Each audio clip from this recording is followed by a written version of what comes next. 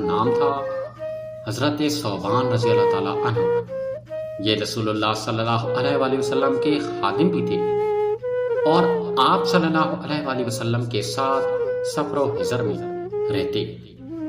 آپ صلی اللہ علیہ وآلہ وسلم کے ہر قول و عمل میں اپنی جان نچھاور کرنے کو تیار رہتے۔ قصہ کی ابتدا۔ ایک دن رسول اللہ صلی اللہ علیہ وآلہ وسلم نے حضرت ثوبان رضی اللہ تعالیٰ عنہ کو دیکھا کہ وہ بہت پریشان، کمزور اور خاموش ہیں۔ ان کے چہرے پر افسردگی تھی۔ رسول اللہ صلی اللہ علیہ وآلہ وسلم نے پوچھا، اے ثوبان، تمہارا چہرہ مرجھایا ہوا کیوں ہے؟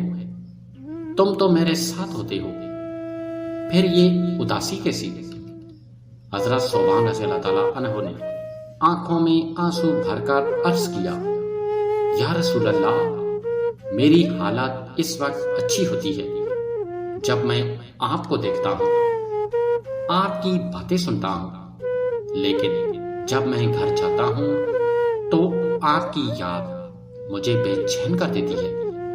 میں سوچتا ہوں اگر میں دنیا میں آپ سے جدا ہو جاؤں تو صبر کر لوں گا، لیکن آخرت میں یا رسول اللہ، اگر میں جنت میں بھی چلا گیا اور آپ جنت کے اعلیٰ درجے میں ہوں گے اور میں وہاں نہ پہنچ سکا تو آپ سے جدائی کیسے برداشت ہوگی؟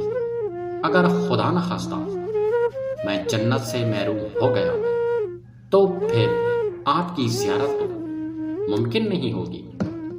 یہ سن کر رسول اللہ صلی اللہ علیہ وآلہ وسلم کی آنکھیں بھر آئیں۔ آپ صلی اللہ علیہ وآلہ وسلم خاموش ہو گئے۔ حضرت ثوبان رضی اللہ تعالیٰ عنہ کا عشق اتنا سچا تھا کہ ان کا سب سے بڑا غم اللہ کے نبی صلی اللہ علیہ وآلہ وسلم سے جدا ہونا تھا، نہ کہ دوزخ کا عذاب یا دنیا کی مصیبتیں۔ اللہ کا کرم۔ قرآن کی آیت نازل ہوئی، چند ہی لمحے گزرے تھے کہ حضرت جبرائیل علیہ السلام وحی لے کر نازل ہوئے اور یہ آیت لے کر آئے، اور جو اللہ اور رسول کی اطاعت کرے گا وہ ان لوگوں کے ساتھ ہوگا جن پر اللہ نے انعام فرمایا، انبیاء، صدیقین، شہداء اور صالحین۔